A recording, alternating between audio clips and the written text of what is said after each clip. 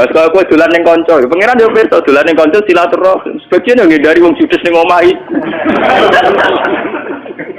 Iku rahasia umum pangeran pirsa. Niat silaturahim mbok kadare piro. Tapi nak ngindari jatah blojo gak ruwet. Timbang esuk-esuk mari tukaran ibu-ibu silatur. Mau nak bojo sore kan biasanya separatus setan hilang mulai bojo wis sadar. Kok itu Pak kok gak ketok-ketok aku.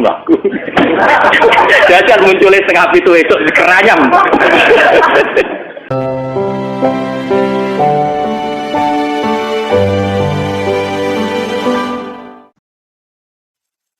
Kitab sing spesial cerita tentang hubungan interaksi Kanjeng Nabi kalian para napa sahabat.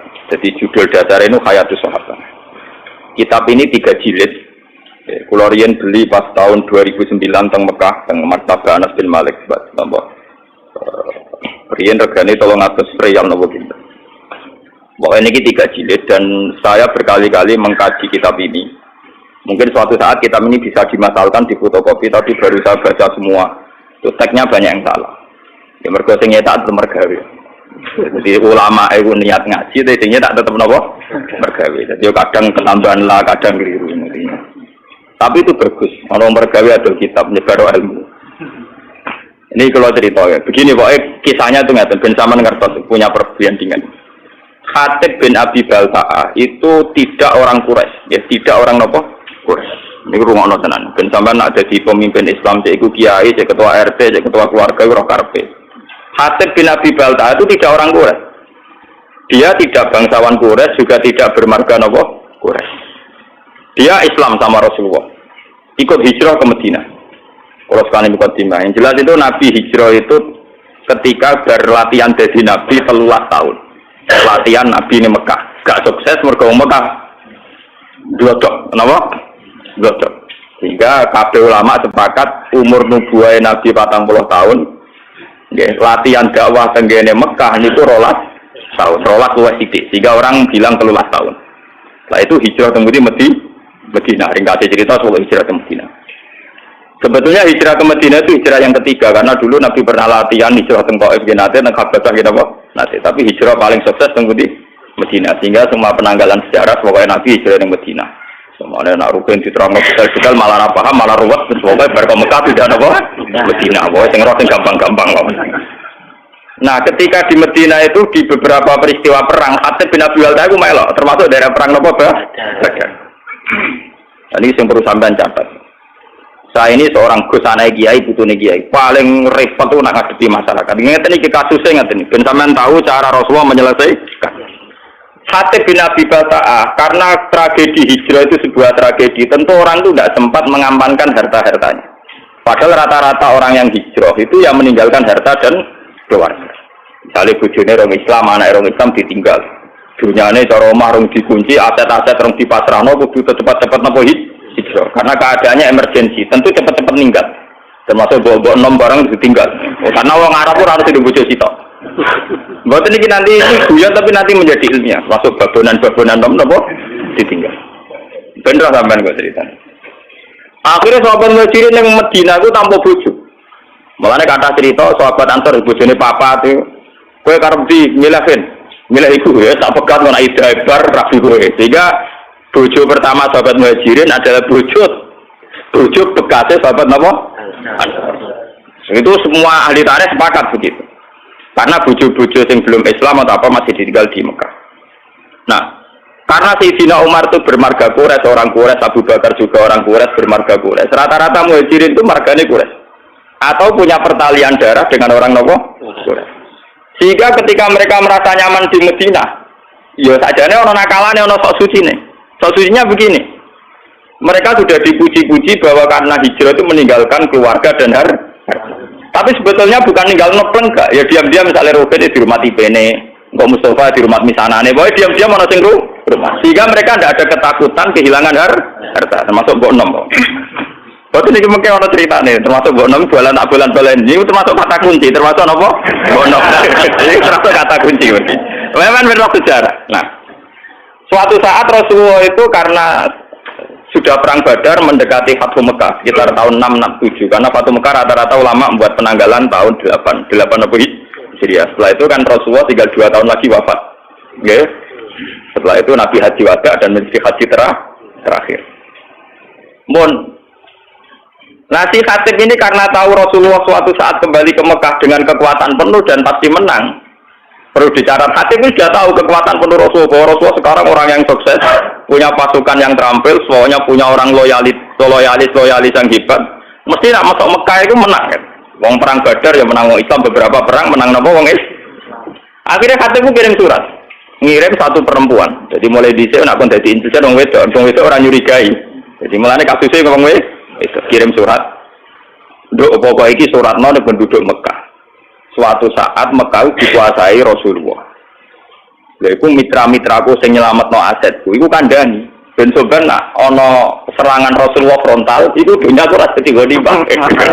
Mergo ketemu kere-kere kaya Rasul itu aku dianggap berapa?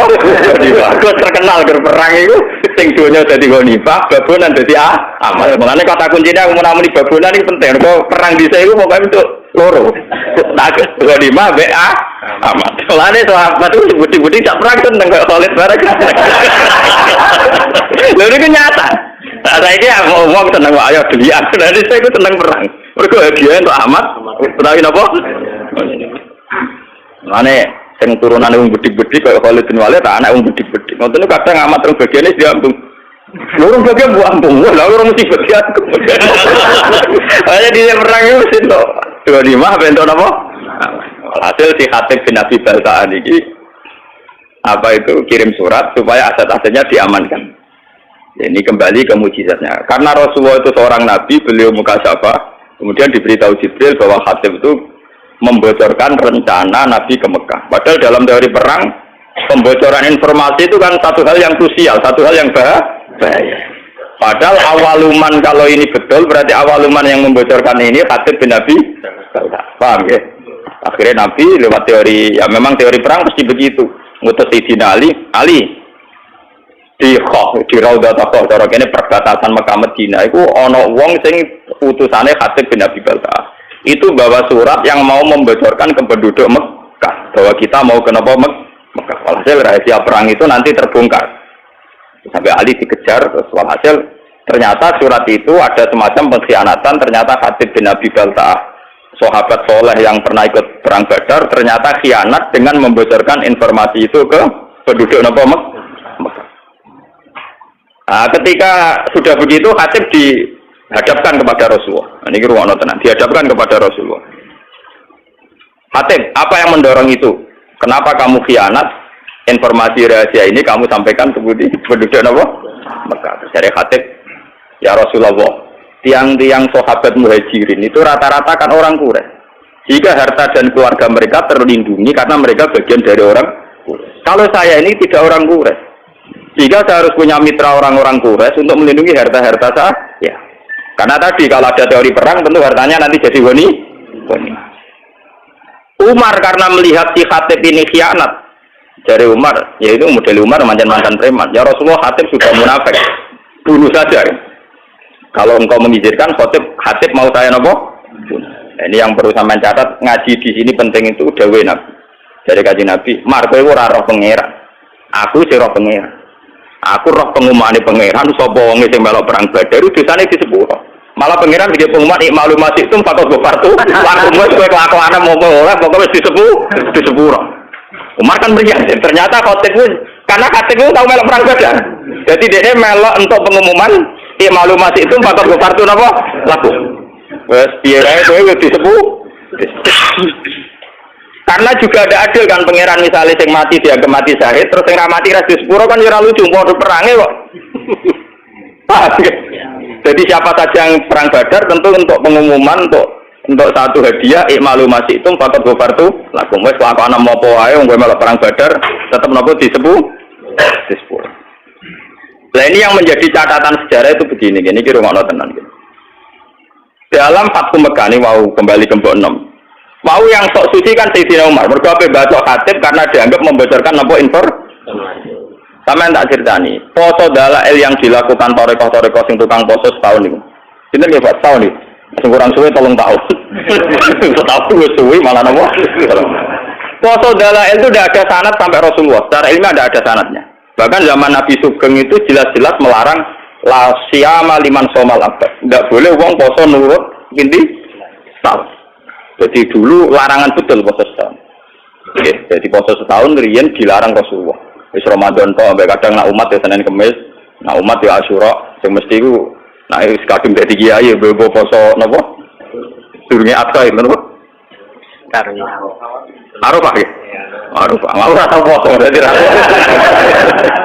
Mas saya khawatir kakek gak jarah. Kalau dulu, kalau apa cerita foto sunat itu tahu maka kalau ini kisah nyata. Kalau dulu konco jenis sukron, jadi ya latihannya. Pidato pas Idul Fitri, man soma Ramadan summa atba'u sitan min Syawal, maka nama somat daro nama pulang. Yang melepok pokoknya fadilah poso 6 dina sama. Barang dari kedua ketiga tamu cek poso dia tidak poso. Tamu dia mau lugu wong awam. Ih, dibeli jinan bodoh niku. Kula foto harus jenengan dibeli jinan gak poso. Ndekne ning kula kapok umya iso suci. Niku tuan kula wis kula harus jenengan kapok. Dibeli banyak umat sing poso niteni. Pos sing do foto 6 dino do tuan dekne. Syukrane rokokan tenang. Ih, dibeli jinan bodoh niku. Kula men foto-foto jenengan dibeli jinan gak poso. Akhirnya tuan kula kuwapok aku sulangi tenanan kuwapok. Akhirnya saya harus berpidato fadilah mulang ora. Jadi kula ki ngoten ning didi ngomong fadilah mulang. Misale kula wiridan kalah Mbak Mustofa. Nyabari melarat kalah Mbak Ruhin. Misale kula cerita fadilatus sabri alal fakri. Saya tetap kalah Mbak Ruhin. Wong kula ndak ada reputasi fakir nemen-nemen. Mulai kisahnya nyata. Ini rumah tenan. Yang perlu dicatat, Umar ini balik ke foto dalail. Ketika Sulhul Hudaybiyah dan ada masalah besar perjanjian, ini masalah tarik, makanya saya ulang-ulang. Ketika Sulhul Hudaybiyah antara Rasulullah dan kafir Quraisy, itu ada perjanjian-perjanjian yang merugikan umat Islam. Jadi saat itu kata orang-orang kafir, Mas kamu boleh tawaf, tapi tahun depan. Kamu nggak boleh mempengaruhi orang Mekah supaya masuk Islam. Kalau sampai ada masuk Islam harus kamu kembalikan menjadi kafir lagi. Tapi orang Islam yang menjadi kafir, rasa balik nomat menjadi asal usulnya kafir. Kurang ajar maksudnya. Umar marah-marah, ya Rasulullah, bagaimana mungkin perjanjian ini Anda terima sementara semuanya merugikan umat Islam? Ini perbatasan Hudaybiyah. Perbatasan apa? Hudaybiyah. Ini rumah tenan. Muatat Umar, ya sok suci muatat. Umpun Kanjeng Nabi perang mawon timbang ino, timbang napa? Ino. Dari Kanjeng Nabi. Ora marno, aku rene niat umroh. Padahal niku Nabi niate napa? Umroh. Aku rene niat umroh ora niat perang. Karo dene ora nggo alat perang, Mas. Lah sing lucu, Kanjeng Nabi tahu disangsikan sampai belum pernah Sayyidina Umar bantah Kanjeng Nabi dan menyangsikan kenabiannya Kanjeng Nabi kecuali dalam peristiwa Hudaybiyah. Kanjeng Nabi yo duwe seni. Soalnya Kanjeng Nabi itu ketika mendekati Hudaybiyah itu Nabi kita senyum-senyum seneng. Nabi ya aneh, seni. Kita senyum-senyum. Takoi be Umar ya be Abu Bakar. Ya Rasulullah kenapa engkau kelihatan sumringah seneng? Barusan tadi malam. Laqad unzilat alayya lailah suratun ahabbu ilayya mimma talati samsu. Aku bantu surat yang informasinya itu sangat menyenangkan. Oh itu seneng timbang dunya sak isine kamu. Nah, termasuk surat itu laqad khulunal masjidal harama insyaallah aminina muhallikina napa rusakum wa muqassirin. Ini surat Fatah. Bahwa orang Islam dijamin masuk Masjidil Haram aminina dengan keadaan sentuh. Sahabat itu seneng, wah iki kasil tenan informasi Nabi kan gak ngarah salah. Wah kasil tenan iso tawaf iso demek. Ternyata Sulhul Hudaybiyah ada problem. Ning rumah gitu Hudaybiyah ada apa? Problem. Umar di kesempatan. Wah jenengan dhewe sing critakno ayat nak kita bakal latat Masjidil Haram insyaallah amin. Kok malah kejadian ngeten ra iso mlebu-mlebu Mekah. Kanjeng Nabi cek jawab cek. Ya tapi ayat iku ora muni taun iki, Mar. Tapi nek ayat iku ora taun iki, Mar. Ya Umar iku, Umar kotom iku sing ada wong tenan. Wes, gak trimo dene takok Abu Bakar. Abu Bakar jawab ngono. Abu Bakar malah luwih elek cakeme. Ya tapi kan insyaallah, Mar. Coba lagi cerita, saya ngerti bahwa sahabat itu mangsa menurut api antri mau tenaga problem-problem sosial. Latat kulun nal masjidil haram apa? Insyaallah tuh kalau kowe nak ngiyai mesti enak, ora enak. Ya kan ana jaminan saiki. Betul kan, lah repot. Tak sobede ra barbar kan. Yang mati tenan. Nah, ini walhasil terus. Ya itu Umar saking mangkel di luar kendali sampai keterucut meninggal. Ketika informasi itu di luar dugaan dia kan nafsirkan kalau aminina ya sekarang ya, kenapa? Ternyata tidak jadi sekarang. Jawab Umar sampai Nabi ditanya gini di luar kendali. Alas tak Rasulullah, tapi engkau tetap Rasulullah dan masih Rasulullah. Aku kok jadi Nabi kaget sesuatu. Maksudnya biasanya nggak informasi kan cos banget. Nah kali ini melancang berarti alas taruh. Jangan-jangan kau sudah ada Rasulullah. Umar saking dari Nabi nggak emosi. Ya aku tetap Rasulullah. Lah semua informasi dari engkau mesti benar. Iya mesti benar. Lah tapi kenapa ada jadi masuk Mekah sekarang? Ya mergo ora ono tahun ini dari Nabi jaganya mergo ora ono jaminan. Walhasil Nabi menerima konsep Sulhul Hudaybiyah dan akhirnya Nabi kembali ke Madinah tanpa terjadi umrah. Sampai 2 tahun kemudian baru terjadi apa? Nah itu Sayyidina Umar akhirnya nyari anak poso dalan. Buar ini Madinah dia sewajar. Jebule ngotot bantah Nabi dia ora kangen Ka'bah. Duwe buat dong. Jadi dia ngotot bantah Nabi ora kangen Ka'bah. Munamuni apa tuwa ora ono pikiran tuwa ora ono. Mergo kangen mbok enom sing suwi ra dikumpul. Saiki wis itu gerbang Mekah leyo gara-gara kangen kok nopo kok aku bantah Nabi ngantek ngono, paham ya? Terus dia sumpah-sumpah pe poso setahun. Mulane poso setahun niku sanate dalil ila Umar radhiyallahu anhu. Itu ngaparo ngempet mbok enom. Nganti bantah sinten? Mulane terus dadi mitos nak poso dalil nyebur dosa. Mergo dosa bantah Nabi kelebur, mulane dosa ringan-ringan kapan. Niku ceritane. Sehingga Umar lah awaluman sing mensyariatkan poso napa? Gara-gara mangkel. Gara-gara mbok enom wae dekne bantah Kanjeng Nabi modho ni Ka'bah. Kok sithik-sithik meneh kangen tawaf. Kan niku peti dhewe ora ono kamu tawaf ora ono. Wah, kamu tawaf mboten el. Lah niki balik teng Khatib bin Abi Balta. Khatib ini pula juga di mbok enom di keluarga. Paham ya? Nah, mulane kula ini yang kaitan dengan saya dengan para anak-anak kiai. Maksudnya sing waras sing gelem mikir agama. Niku memang kesulitan. Misalnya saya ini hafal Quran, saya ngapalkan hadis. Sampai sekarang saya masih belajar, masih berburu kitab. Ya, masih berburu kitab. Dan saya menikmati belajar agama, nikmati mulan. Tapi kan tidak semua orang Islam yang punya nasib kayak saya. Yang punya nikmat kayak saya. Jika saya tidak bisa, ada orang Islam kok dorong pokoknya kan berapal Quran ngalim mesti ditanggung pengiran, tidak bisa. Mereka ada yang dari keluarga yang punya tradisi kerja. Kadang dari keluarga yang logikanya harus PNS. Dari keluarga Muslim yang baik, tapi logika wong kudu nasibnya jelas di toko, duwe pekerjaan dan sebagainya dan sebagainya. Ini harus kita maklumi. Harus kita apa? Maklumi. Kalau tidak nanti Islam ajur-ajuran seperti ini. Rasulullah ketika Umar tidak menerima kesalahannya Khatib bin Abi Balta, dia agak munafik, mereka bocorlah informasi. Tapi ketika Khatib menjelaskan ke Rasulullah, gini ya Rasulullah, orang-orang muhajirin itu tenang saja di Madinah, karena mereka sadar keluarga dan hartanya diurus kerabat-kerabat mereka. Saya tidak punya apa-apa, saya harus punya kiat-kiat untuk hartaku Tapi apa kata Rasulullah? Ternyata Rasulullah, ya kamu ada kepastian dari Allah bahwa Ta'ala innahu qad sadaqakum. Allah benerno alasanku. Tiga mana ngeten, saya ini anaknya kiai, bapak saya kiai, mbah saya kiai. Umpama aku songkong ngalim nganti tua nganti mati, radi pekerjaan, pokoknya germulang istiqomah, abad asah. Iku sudah gede prestasi. Pemunajan to kere klunak-klunuk kukar-kukur ngono sudah gede prestasi karena ukuran sukses anak kiai mulang istiqomah. Bayangno misalnya keluarga yang matre atau PNS atau apa, kan nggak mungkin ngono udah gede prestasi. Urip ora jelas. Nah tentu santri-santri soleh yang dari keluarga ini jangan salahkan nah orientasinya bisnis.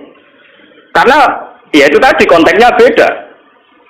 Saya biasa debat sama Gus sampai maki-makian. Ini cerita-cerita ilmiah saja juga. Langgil dengan sinau tenanan perkara ini dihormati dijujung. Enggak pondok jelas mulang jelas. Nak rugen kan sinau tenanan dia ngerti rade pondok. Engko kita Pak foto-foto takokane bojone iku dadi dhuwit ta ora. Lenda kan konteksnya beda sekali.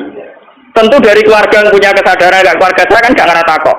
Enggak kena sinau untuk apa kan enggak. Bapak saya ada pernah tanya gitu, bapak juga ada pernah tanya gitu. Malah orang alim takon tanah. Ada dia jarang alim. Nah ini kan ya kasusnya Khatib kayak gitu. Makanya ini ya, kenapa ini saya ajarkan di sini biar apapun kebaikan yang kita sarankan jangan digeneralisir, jangan disamaratakan. Kebaikan tetaplah kebaikan meskipun dengan varian yang berbeda. Wong saya di desa saya itu berkali-kali kalau saya diberi kesempatan mau ibadah, saya 5 tahun itu pidato sekali, jarang kali saya mau pidato. Jadi biasanya 5 tahun sekali, 4 tahun sekali, wong-wong udah kumpul dengan kepengen kalau pidato. Ini kalau pidato setengah jam. Jadi kalau nak pidato kayak simpel mawon. Soalnya jenis anu saya dan senegani pengajian sing saya, buatan gini saya, sing turu gini saya, sing tengah-tengah saya. Wong Islam itu gampang. Itu tak ceritani wali sing turun. Soal, jadi ini Isya ono cerita lucu. Ono wali nak rino ku poso, nak wengi niku tahajud. Wah, sholat sunat apa dilakoni poso model piye napa? Dia karena merasa suci karena amalnya entek ngamek. Ndekne golek saingan wali. Ya Allah, apa ada wali yang setingkat saya? Ternyata berpikiran ditoro wali sampeyan turu. Itu ngilir bedak sholat. Gak terima, jadi saya wali itu tukang turu gak terima. Jadi kita cerita nyata nih. Ya Allah, gimana mungkin orang yang turu ngora-ngora mau tanginnya bedak sholat fardu, derajatnya sami kalian kulo. Ya nara paham yo takok kok gampang to. Takok. Kene wali sing tukang turu takok. Kowe kok iso sederajat mbek aku perkarane. Lho aku ibadah rino poso bengi tahajud. Kok kowe turu sederajat ambek aku. Dari wali sing teratur. Lah iya kowe mbok rewangi ngono tujuan mesti sito. Ciri utama agama itu satu, yaitu takwa. Dan ciri utama takwa itu satu, ninggal maksiat. Dan tidur itu paling efektif ninggal maksiat. Kowe satuwe poso langgir ning pasar tetep bekar-beker kae. Kowe poso langgir mlaku tetep ora wedok, ora rodo, ora prawan, ora macam-macam. Tetep bersih aku ning kamar, terus aku kok tahu kalau kali pokoknya. Bisa. Wes tak tanam delok wedok mbek aku tetep bersih aku. Wong aku ning kamar tuh ora. Ki wae ciri utama takwa ning maksiat dan turu paling efektif. Sadar wali sing waduh, pinter tenan iki. Yo lho iki ilmu kalau sampean niru yo kena ora kena, maksudnya cerita ilmu. Tapi itu memang nyata, tentu orang tidur lebih tidak berisiko maksiat. Ya ini cerita, ciri utama takwa ninggal maksiat dan tidur paling efektif ninggal nopo maksiat. Meriang kok wali sing tukang ibadah. Iya, aku ya mau kamar aku ya ngempet kira usah ngempet tok ning kamar. Paham ya? Ini satu perbandingan. Terus selama ini kita kan misalnya lagi senang pengajian. Wong ono pengajian kok ora tekono kaapian kok gak teko. Padahal dalam pengajian itu kita pasti bilang ngurmat anak itu ibadah, ngurmat ibu itu ibadah. Lah sing anak di pengajian malah saiki nglakoni saranem iku ngurmat anake mboke ning omah. Paham? Mulane kiai-kiai sing balik kula kandhani. Kita ini ndak fair. Karena kita senang pengajian, kita jadi mubalik terus bilang ono pengajian barang apik kok ora teko. Padahal dalam pengajian itu kita tetap ngomong ngurmat ibu iku apik, ngurmat anak iku apik. Lah ngomong sing teko malah wis nglakoni iku. Ojo saiki ning ngomong ngurmat anak. Lho ini saya kiai, lho saya ngomong gitu biasa di depan umum. Bagaimana mungkin wong sing wis ngaplikasekno ilmu malah mbok kritik. Paham ya? Mulane kula nak tenaran nggih biasa cerita, sakniki sing teng sawah mboten ngani pengajian kula nggih saya wong sawah golek nafkah. Niku nggih sarane kiai, sarane Islam. Sing sakniki teng omah ngemat anake nggih saya iku sarane kiai, sarane Islam. Mungkin punya resiko secara nafsu yang datang nggak banyak, tapi kita harus gentleman bahwa itu ya kebaikan. Memang butuh kiai nekat kayak saya yang nggak butuh populer, tapi harus ada ulama yang nekat kayak saya supaya kebenaran itu terjaga. Makanya di Ihya itu ada kitab Fadilatul Kasbi, ada bab Fadilatul Kasbi itu, dan saya berani ngomong gini di desa saya pun saya berani. Suatu saat Rasulullah itu ngaji dengan para sahabat. Itu Rasulullah, bukan terima kiai, bukan terima balik. Rasulullah, sing duwe Islam. Jadi orang terima balik, orang terima kiai. Ya, nabi ngaji. Nah, mesti yang ngerti kiai ada santri sing kota-kota, Mustafa. Wah, santri sing kota-kota ini kan mesti ekstrim. Ono canom, awake kekar, dua pacul, tenang ya. Rasulullah ngaji diliwati ya, tenang ya. Apa ini kebun kurma? Tenang. Ya liwat ngarepe Rasulullah tenang. Lah si pemuda-pemuda tadi sing melok ngaji kan. Ya Rasulullah, sanommu cek kurang ajar. Wis enom kuat awake cek gak gelem ngaji. Cek rugine wong iku ana Rasulullah ngaji kok gak melok. Jadi apa jawaban Nabi? Kamu jangan bilang demikian. Dia itu kerja untuk nafkahi anak istrinya. Dan itu ya ajaran saya. Malah dia itu nggak tahu ajaran. Itu Nabi, hanya malah saya tak bayangkan. Jadi Muhammad Nabi benar. Enggak mubalek. Jadi dia tidak mubalek, enggak kiai, enggak ada nafsunya sama sekali. Paham ya? Memang butuh hati gede, ngomong itu butuh hati gede. Karena kita tetap ngaji, manjen goblok, ya ben ngaji kok. Nah, tapi ini cerita, kita ini tidak usah membakukan satu kebenaran, satu dua. Mungkin nanti Gus kudu ngalim takdir. Apa sing rapati Gus, rapati ngalim, tapi amen pidato, sing maslahat gawe masjid, urusan bangunan. Karena Gus yo coba melok-melok, malah raro aku malah repot.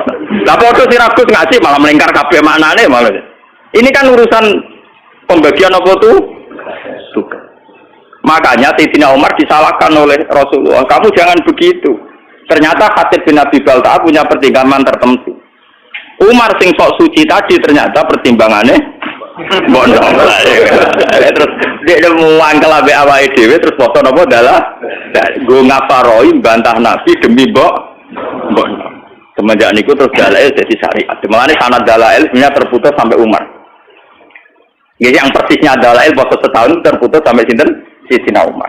Bahwa kemudian ada hadis umum tentang Umar. Ini kok alaikum bisunnati wa sunnatil khulafair rasyidin al-mahdiyyin abdu alaiha bin nawajib. Jadi sebenarnya kalau persisnya puasa setahun itu hanya sampai Umar, paham ya? Karena Rasulullah melarang puasa nopo tahun. Tapi karena Umar punya pikiran tertentu untuk mengkafaroi dosanya, itu sah adanya. Ya tentu menghindari yang haram-haram kayak ayam mutasyrik terus. Napa? Idul Fitri tanggal 1 ya itu kan itu pakem ya kayak gitu terus. Sebagian ulama nambahi ayam musyak kayak tanggal pinten antara 30 dan apa? Tapi itu sebagian ulama. Sebagian dia ini tenang mawon. Mergo jare wis kaduk. Jadi orang ulama yang mengharamkan puasa yaum musyak berarti tanggal pinten 30 atau 29. Sebenarnya yang potensi jadi tanggal 1 Ramadan. Lah ulama sing mengharamno aku setuju. Setuju kula itu ben malaikat itu jelas. Saake malaikat pancen agak diharamno. Saake malaikat itu gini ya. Kita ini kan misalnya tahu falak ya. Sekali satu Ramadan itu kan harus puasa atas nama Ramadan. Kalau orang yang biasa dalail tidak pernah jeda dan itu terjadi sak, misalnya orang khilaf Ramadan itu apa Senin apa Ahad, orang masih nopo khilaf. Tentu aturan fikih kan itmam. Itmam misalnya nunggu selesainya 30 sak. Ya 30 hari ya, minggu dia mau 30 hari. Ketika itmam selesai kan dia mau tidak mau harus bagian dari Ramadan. Tapi itmam kan juga ada masalah. Sekarang fikih-fikih modern itmam itu ada masalah. Masalahnya gini Pak. Misalnya saya meyakini Sa'ban itu sudah itmam 30 hari. Itu masalahnya kan penanggalan satu Sa'bannya saya misalnya Ahad.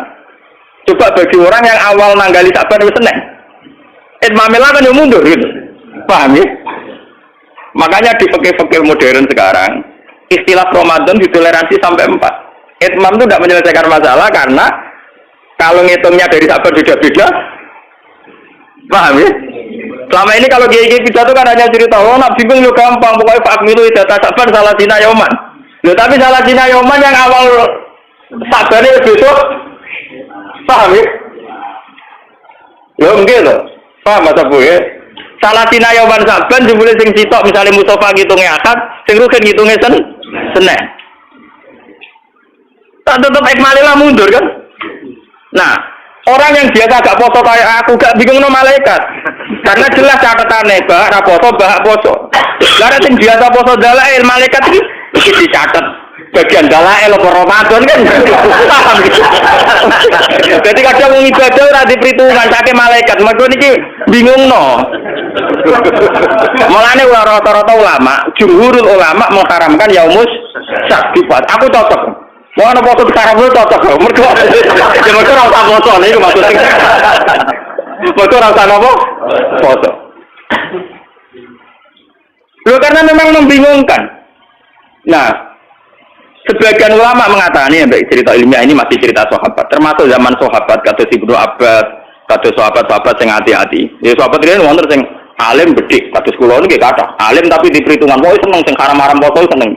Mereka wis ora poso untuk ganjaran. Mereka ciri utama haram nak ninggal kan ibadah. Jadi sing poso iso ngenyek ge kuat. Goblok kowe poso. Poso ya musaku haram nglakoni. Wis poso untuk dosa. Wis poso untuk dosa. Aku wis ra poso untuk ganjaran mau ninggal barang haram.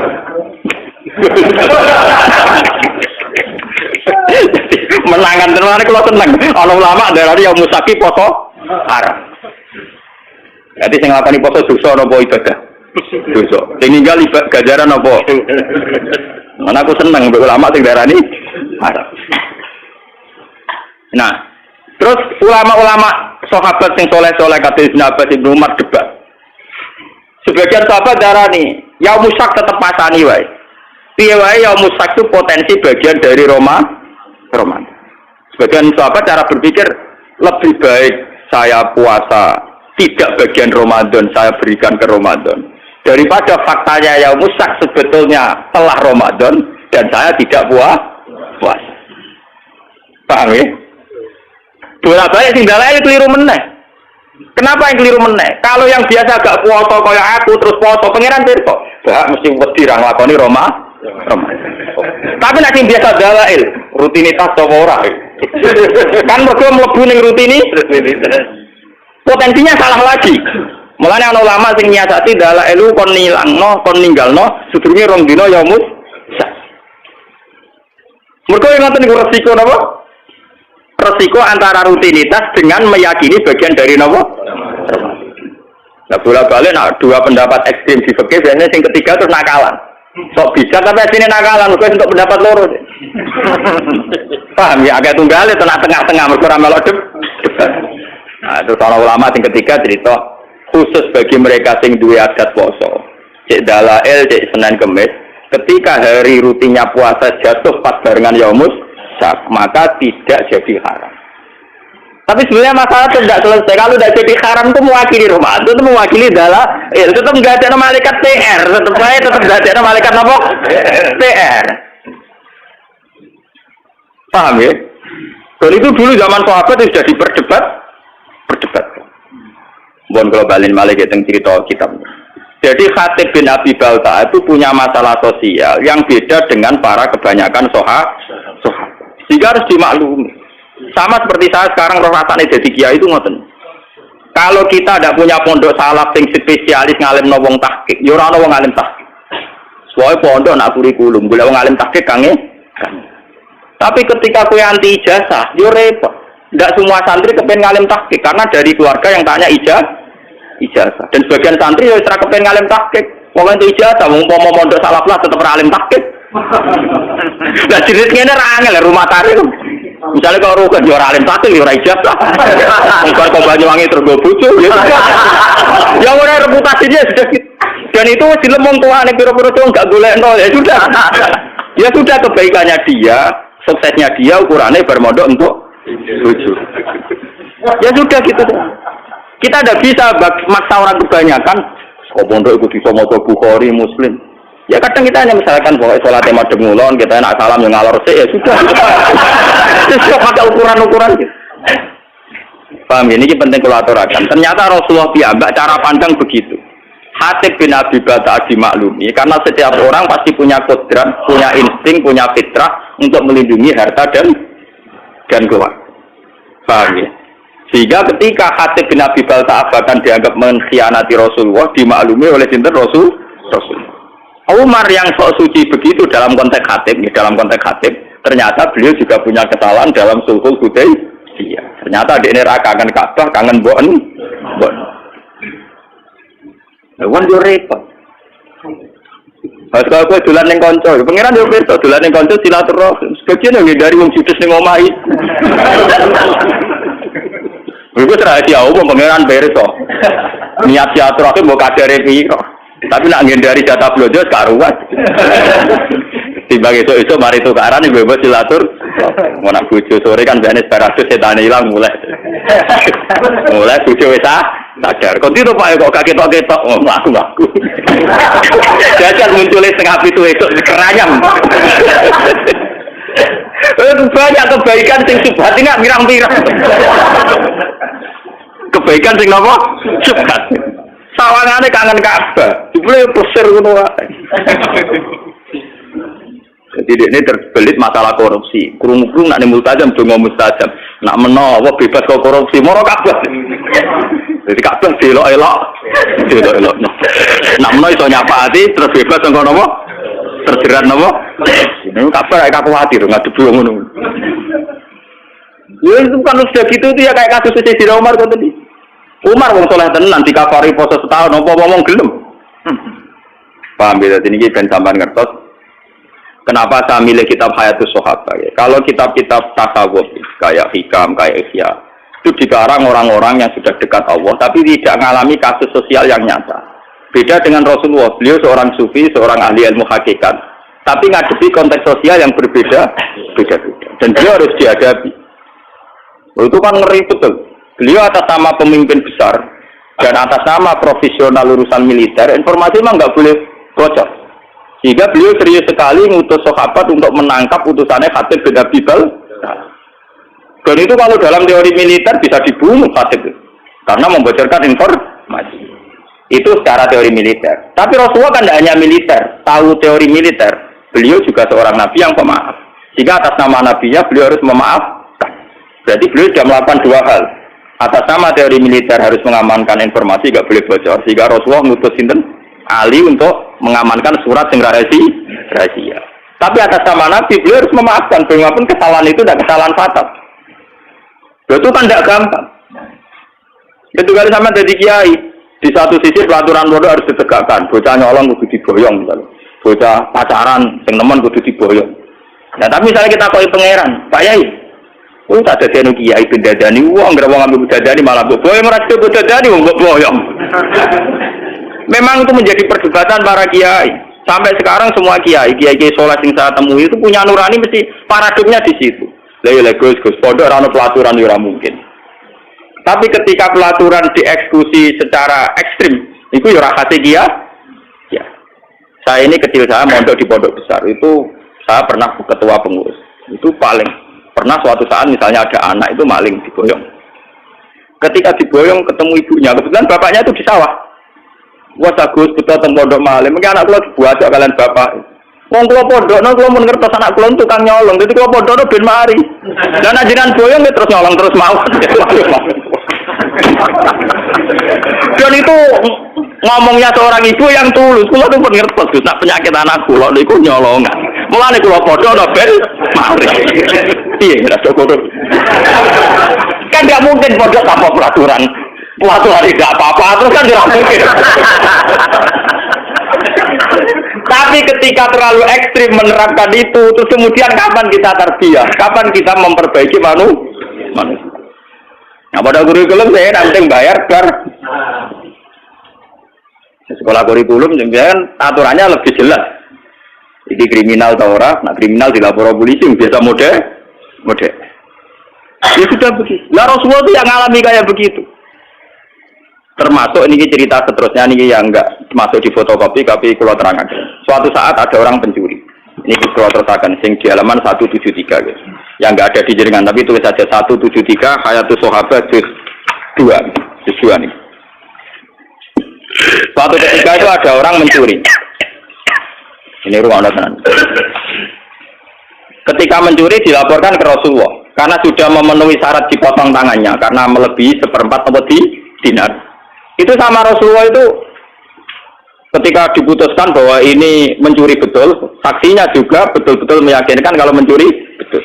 Rasulullah sebagai imam memutuskan, tegakkan hak. Ya tegakkan apa? Hak. Tapi ketika eksekutor, cara saniki al-bujune mau memotong tangan, Rasulullah itu berpaling fakaan nafi wajhi asabun. Nabi itu susah sekali. Susah terus buang muka terus. Bahkan sebagian riwayat yang memiliki seakan-akan wajahnya Nabi itu ditaburi debu. Saking tersinggungnya, Nabi kelihatan tersinggung. Ketika para eksekutor mau putus tangan, Nabi kelihatan tersinggung, marah, ngempet marah. Sehingga sahabat-sahabat yang di situ Ya Rasulullah, engkau itu nabi dan ini khat juga sesuai perintah Quran. Dan engkau juga menyuruh khat. Tapi kenapa engkau kelihatan tersinggung, kelihatan susah? Terus jawabnya Nabi ini, Fakih fala ahzan, fakih fala abki, wa umati tuqa'u baina asurikum. Lho aku ra susah piye, iki ku santriku, umatku, tangane diketok ning ngarepku, kowe ora ngergani aku. Akhirnya sahabat-sahabat itu, ya gampang deh ya Rasulullah, ya usah diketok. Sahabat yo nakal-nakal. Ya gampang ya Rasulullah, jenengan sepuro mawon ora usah diketok. Terus jawabnya Nabi apa? Zaka sultanusu ini kula waca ge. Zaka sultanusu in allazi ya'fu anil hudud. Walakin ta'ful hudud bainakum. Lho nak sebuah kriminal sudah dilakukan dan harus dihukum, kudu dihukum. Nak mutusno di sepuro zaka sultanun apa? Itu imam yang jelek, satu hukuman kok dibatalkan. Tapi apa urusan Rasul? Gak, aku sebagai imam tetap diketok. Walakin ta'fu bainakum. Iso ora diketok, tapi hukum dasar ketok kudu diilangi sih. Akhirnya wong sing rumangsa dicolong, ya Rasulullah, sing kemalingan kan kula. Sudah Rasulullah saya maafkan. Ya ngono jangan. itu hebat. Lho coba. Kiai saiki kok dadi nabi meriang tenan. Lho paling enggak kalau kayak saya kan tetap roh kafe. Maksudnya tak ceritani. Jadi nabi ku berat tenan. Jadi nabi memutuskan kon ngetok, tapi ketika itu tolong ngetok nabi kelihatan tersinggung, susah kan. Itu apa sing nakalkan? Gampang tuh ya Rasulullah. Dan jenengan ngoten ora samawon ora diketok. Aduh, itu sultan usuk. Itu imam yang buruk sekali karena ada hal yang terbukti salah ora ana hukum. Tapi hukuman itu coba batal Allah. Walakin ta'afu bainakum. Ya asal sing duwe hak nyepu. Sehingga teori hadis ini pula yang mengilhami hukum-hukum fikih seluruh dunia. Kisos wong mateni rugen, misalnya kudu dipateni. Tapi nak keluargane rugen nyepuro hukum kisos ndak jadi. Masalah maling ya gitu, kisos juga begitu. Kecuali zina, kowe nyelingkuhi bojone wong. Terus sing lanang rido wong edian. Jadi ora ana hukume edian ora. Dadi iku mergo iku ora ana contone. Kecuali cerita-cerita ning kota-kota gede sing edan-edan niku. Wah, lha iku ora ana pembarane mulane kula niku wis ngalim ngene cek kalah mek kanca kula. Gus kula nang ngalim kalah mek jenengan, Gus, tapi nak guyonan hukum tetep pinter kula. Dene sauri-uripe ngaji mek kula, tapi nak urusan guyonan hukum menang dekne, pancen ra ngalim anu teke akeh. Dene ora ate tangkep kula. Gus, jenengan tak bedheki, nak iso lho Gus. Kaya nak ngalim kula ngakoni kalah, saya nek iso jawab niki. Dosa napa sing Allah ya ora seneng, setan ya ora seneng. Umume dosa kan setan seneng kok. Iku setan ora seneng. Apa jare nyelingkuhi bojone setan. Iku Allah ya ora seneng, setan ya ora kok. Kula kurang aja. Jadi dia nang contoh dosa sing Allah ya ora seneng, setan. Wah aneh banget iki. Oh, bodoh. Iku nyelingkuhi. Iku Allah ya ora seneng piye wis zina. Setan ora seneng ya bojone. Allah karib. Mulane saiki mulane minuman keras nek diombe wonge mati ditetet setan. Wong minuman setan dituku. Setane gak terima. Allah ya ora seneng perkara minuman setan. Setane ora seneng. Ngombe dipek. Mulane hukumane berat jane mati. Kok Allah ya ora seneng. Kok nak maksiat setan seneng, jane setan nulung. Iki lah ora nulung, mergo mangkel minumane dientek. Lah ya, kok apik tekem lah ya Gusti ora ngalim kudu ngembangno ngene iki. Ya jane iku sing nyarano kula. Gus ra usah dadi wali papan atas, ora usah dadi wong saleh nemen-nemen ora enak. Ora enak. Mau nak ning swarga bareng Nabi Ibrahim Muhammad ra iso rokokan. Soalnya biasa-biasa wae kok tetap awar kula santai gitu. Itu juga jare nak soleh nemen keluargane awar Nabi meriang gitu. Wah sungkan aku gila-gila terus kan. Gak enak. Jadi swargane biasa wae kok nak kangen Nabi sowan. Lah iku carane yo soleh nemen-nemen. Kira-kira Jadi udah ini wijine rasional urusan ngono. Omong to kitabe blogger tapi nak urusan ngono den. Ya muga-muga rezeki utak ngono iku. Paham ya? Terus ini memang kenapa ini saya dari rumah niati bahwa kitab ini difotokopi. Memang kita sebagai tokoh agama repot ngadepi fakta-fakta sosial sing macam.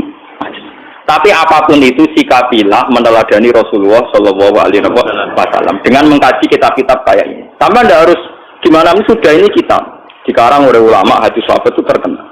Saya di Mekah umrah itu 8 hari tiap malam itu ngaji hadis sahabat.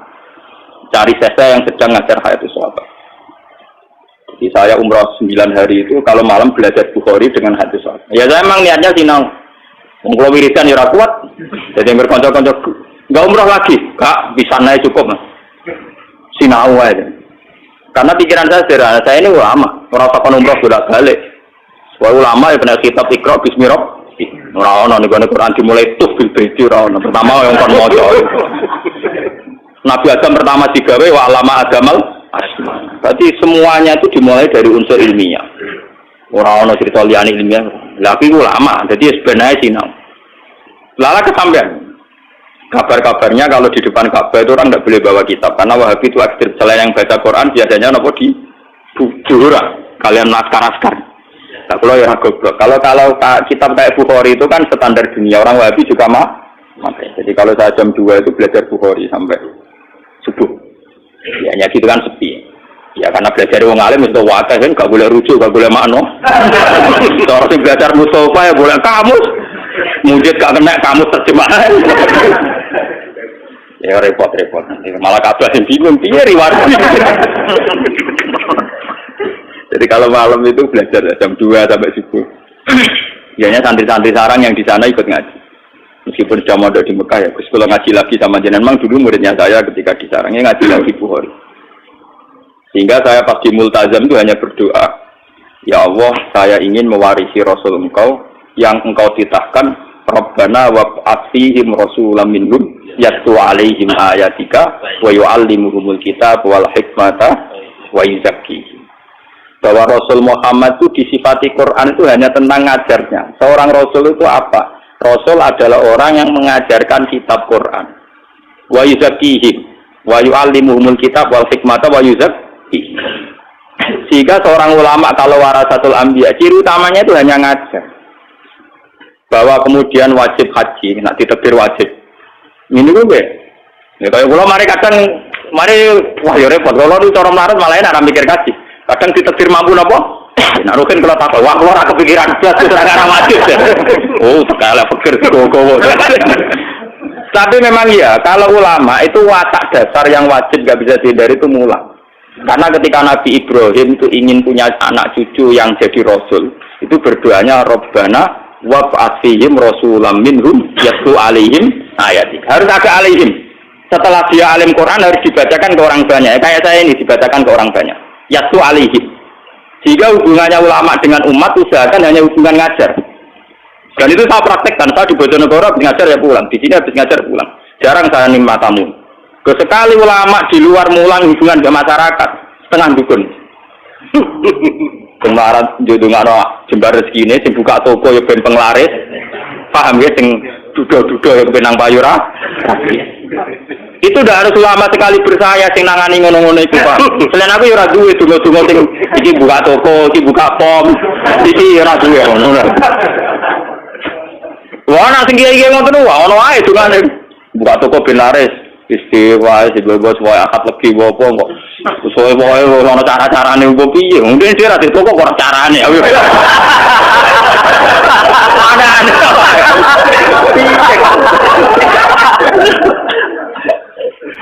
mulane kula nyuwun tenan kula bola-bola wae jenengane hubungan mbek kula namung ngaji mawon rasa sowan-sowan kudu wong iki bukan nutu sowane mudhe untuk tul ngandi tani wae recuk mulat nyoro tenan kula ini kula cerita kalian dari Lukman. Di Rembang itu ada pondok besar kawasan santri. Ini teng kawasan Sedan. Ini keputusan niku haflah akhir sana ini Mudang Pulau kan pidato mau itu sana itu. Kalian seorang kiai. Yang jelas kalau calon muka lagi lah mau itu hasan. Panitiane sowan tuh. Niku Gus. Woe jeneng kiai-kiai pun persona jenengan ra gelem pidato. Tapi ini kedapurun. Karena ini sudah keputusan para kiai. Aku kiai kok duduk keputusan kiai malah lucu to. Aku kiai, jadi ra wajib tunduk ke keputusan apa? Ya, apa iki panitia waduh yo selalu. Itu lagi tenang aja guyon. Aku itu kiai yo coba intimidasi ke keputusane napa? Ya. Jika ndak ana ning para kiai sing mutusno, dari Gus Pak sendiri juga napa? Akhirnya kapan-kapan ketemu ke ketua iki. Wah, aja teh cangkem. Wah, aku ngundang kowe ra mergo saking takzimku ben wis ya ben ngomong kene untuk barokah ngalimmu ngene-ngene. Aku rafakat. Nah sebetulnya itu ya baik teman yang nak sempun bakat pidato ge monggo nak rezekine kok menapa. Tapi nak sing kados kula nu ampun diundang. Di pangkaman kecewa. Mun kula balik wingi tetamu ke situ foto Gus niki kudu jenengan pidato nang situ foto. Kula pun ado-ado sowan mriki mosok boten jenengan turuti. Jaman kula ya nah padha aku nuruti kowe ora ngono madoh to. Kuwi aneh-aneh. Aduh kon ngregani aku dari situ foto Rembang Wadon. Lah aku nuruti kowe ya aduh marane gono. Lah nek mentolo ngel-ngelo kiai imam. Mboten Gus mboten. Nyuwun barokah mawon. Oke, nggih kula kapan-kapan kalian pengurus pondok mriki mon sowan ngaji. Ha ngono apik, waras ya. Jadi memang saya itu bukan bapak ya. Artinya ya kalau yang bakat pidato nggih monggo, sing bakat mubalagh nggih napa monggo. Tapi sing bakat ngalim yang statistik yang terdokumen kayak saya sudah begini saja. Biar ada tradisi setiap ilmu itu ada marojek. Saya itu kalau ngaji saya tahu kok rugi ngomong apa percaya umpamanya ra paham. Tapi tetap tak dudono kitabe. Meskipun aku ya ora yakin orang sing takok rugen Gus Pak mulang kitab apa ya ora takok. Tapi secara akademik, standar akademik sebuah ilmiah harus ada rujuk. Dan rujukan harus diketahui kitabnya apa, halamannya berapa. Jadi sama enaknya. Paham ya? Makanya yang bakat kayak saya sudah begini terus, mungkin sampai mati. Tapi nak mati ini rasuis-suwi kan ya rasuis-suwi itu Gus. Sing umur suwi-suwi loro. Lalu aku mau umur tua gara-gara trauma. Jadi Nabi Ibrahim itu suatu saat donga. Dia ya tahu, keliru donga ya tahu. Kayak Nabi Ibrahim lah. Ya Allah, kalau kepen umur panjang. Mbak pengiran lah dijawab. Betul apa? Nabi Ibrahim umur panjang, mbak pengiran lah dijawab. Suatu saat dia ditamu wong tua. Untune wis rono, tua nono. Disuguhi kurma mbak apa? Anggur sungus wapem sing mateng nih. Tiap dipangan meler sebelum menit. Nabi Ibrahim itu sampun Gusti waktu buka mboten situ. Dene kuwatir meler. Jadi pengenan ora dijawab. Ono satu wong tua. Ora ono untune mangan apa? Anggur ana aire to. Ono kan. Lha kok ngerti pangan meler meneh ceblok meneh meler meneh. Waduh ya Allah situ. Terus akhirnya alami mawon Gusti. Lah kowe kepen tuwa barang kok apa? Santri ra duwe putu bosen rumah, bojo judes. Anak bosen ngru. Alami ya ora usah ndonga panjang umur. Wis wae ndonga ya. Gusti kalau sebaiknya hidup ya hidup. Kalau sebaiknya mati ya mati. Itu aja kok re. Memang ajaran Nabi Muhammad kan gitu. Ini makanatil hayat khairan li. Wa ta'afani makanatil wafat khairan li. Nabi kan aduh, ya Allah hidupkan kami kalau hidup itu lebih baik. Matikan kami kalau mati itu lebih baik. Gampang bahasa ini urusan kepengeran itu gampang. Malah ngajari pangeran, kepengen umur nopo? Wow, kepengen nak mangan meler.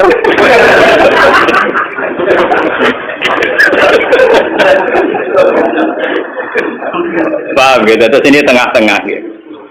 Makanya sebetulnya kayak ekstremis yang memaksa hukum Islam diterapkan secara ekstrim, itu sanadnya juga ada mutasil amat, karena memang hukum itu harus diterapkan. Ketika ada kasus, hukumnya harus diterapkan. Tapi sebetulnya sebelum hukum ini diterapkan, itu ada solusi pengcancel, pembatal hukum, yaitu pihak keluarga atau korban tetap punya hak memaafkan, dan itu menjadi alasan hukum jadi gugur. Paham? Dan itu seluruh umat Islam, ulama seluruh dunia sepakat. Misalnya kisos, itu bisa hukum dipancung karena membunuh orang, itu bisa gugur kalau sebagian warisnya terbunuh, memaafkan. Begitu juga maling. Makanya akhirnya terus Nabi, warung Nabi duka, ya sudah kalau Rasul jangan dipotong kok gampang. Orang iso, seorang imam harus mengeksekusi keputusan. Tapi jenengan ketok ngoten, ketok sumpek, ketok apa? Nabi cerita, walakin ta'afu bainakum terus njare korbane. Ya Rasulullah iki makine kula bebasno. Sakake. Ya sudah selesai. Jadi sebenarnya selalu ada solusi seperti kisos. Makanya walakum fil kisosi hayat. Tapi ya ada aturan seterusnya. Paman ufiya lahu min akhi syai'un fatiba'um bil ma'rufi wa ad'un ilaihi bi. Terusannya ayat kan indah sekali. Dzalika takhfifum mir rabbikum. Aturan ini menjadi ringan karena menjadi fleksibel. Menjadi apa? Fleksibel. Aturan tegas pembunuh harus dibunuh diharapkan meminimalkan orang-orang supaya tidak mudah membunuh. Karena kalau membunuh pasti secara hukum dibunuh. Tapi meskipun secara hukum orang membunuh harus dibunuh, ada satu pengecualian, kecuali pihak waris maktul, waris yang terbunuh memaaf. Lewat ngaji ini supaya sampean ngerti sebetulnya Rasulullah Kiamat zaman Sugeng itu diantara ketatnya hukum masih ada solusi. Mulane kula njung wontenan kula bola-bola. Wah jenengan hubungan mbek kula namung ngaji mawon. Rasa sowan-sowan kudu. Wong iki bukan nutu sowane. Kemudian untuk tul ngandi tani berwayar cuk mulai nyoro tenan kula. Ini kula cerita kalian dari Lukman.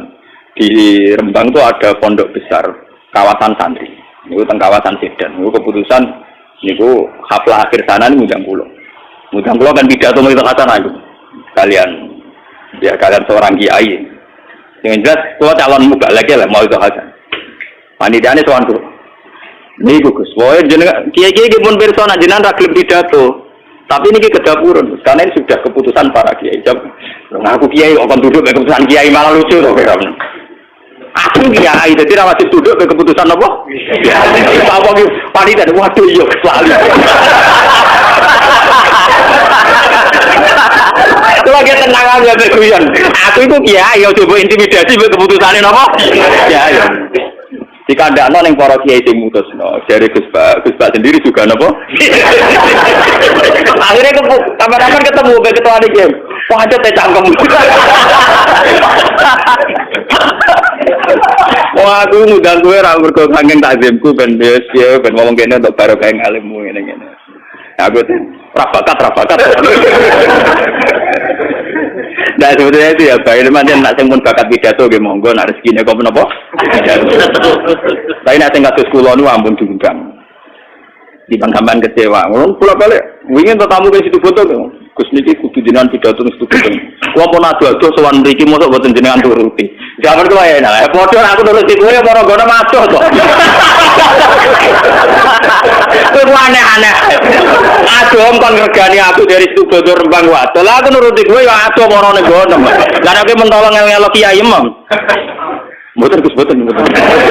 Nyuwun barokah mawon.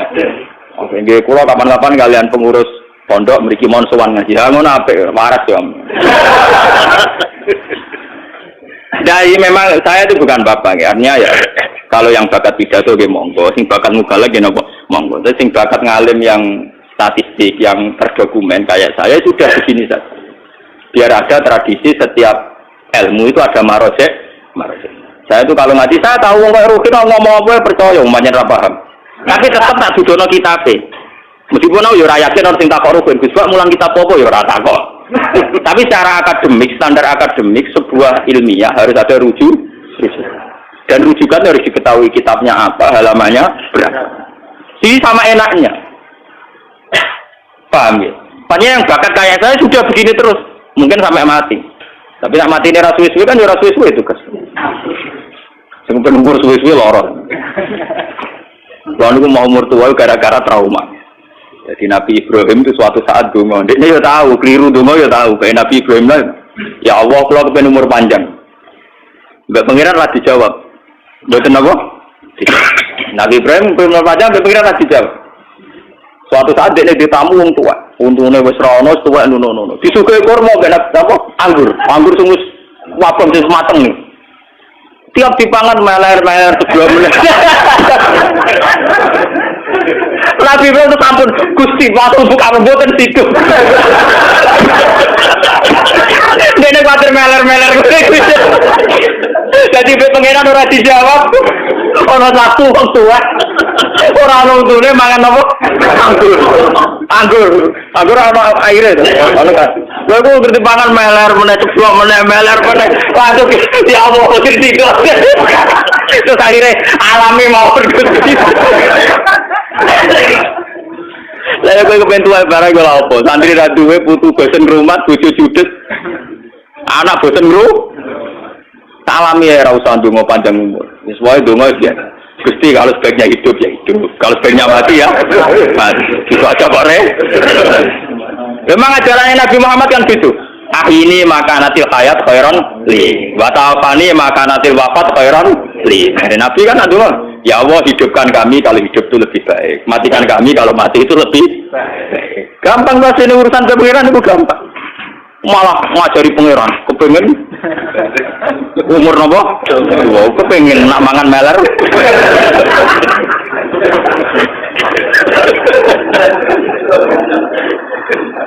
Paham gitu, terus ini tengah-tengah gitu. Makanya sebetulnya kayak ekstremis-ekstremis yang memaksa hukum Islam diterapkan secara ekstrim, itu sanadnya juga ada mutasil amat, karena memang hukum itu harus diterapkan. Ketika ada kasus, hukumnya harus diterapkan. Tapi sebetulnya sebelum hukum ini diterapkan, itu ada solusi pengcancel, pembatal hukum. Yaitu pihak keluarga atau korban tetap punya hak memaafkan. Dan itu menjadi alasan hukum jadi gugur. Paham? Dan itu seluruh umat Islam, ulama seluruh dunia sepakat.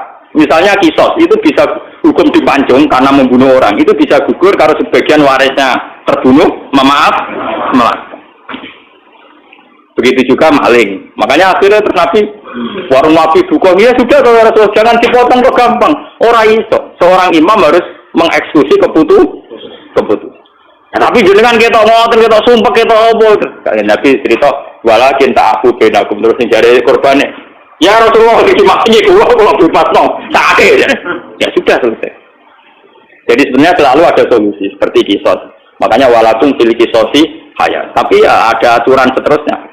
Paman ufiya lahu min akhi syai'un fatiba'um bil ma'rufi wa ad'un ilaihi bi. Terusannya ayat kan indah sekali. Dzalika takhfifum mir rabbikum. Aturan ini menjadi ringan karena menjadi fleksibel. Menjadi apa? Fleksibel. Aturan tegas pembunuh harus dibunuh diharapkan meminimalkan orang-orang supaya tidak mudah membunuh. Karena kalau membunuh pasti secara hukum dibunuh. Tapi meskipun secara hukum orang membunuh harus dibunuh, ada satu pengecualian, kecuali pihak waris maktul, waris yang terbunuh lewat ngaji ini supaya sampean ngerti sebetulnya Rasulullah kiamat zaman Sugeng itu diantara ketatnya hukum masih ada solusi. Assalamualaikum warahmatullahi wabarakatuh.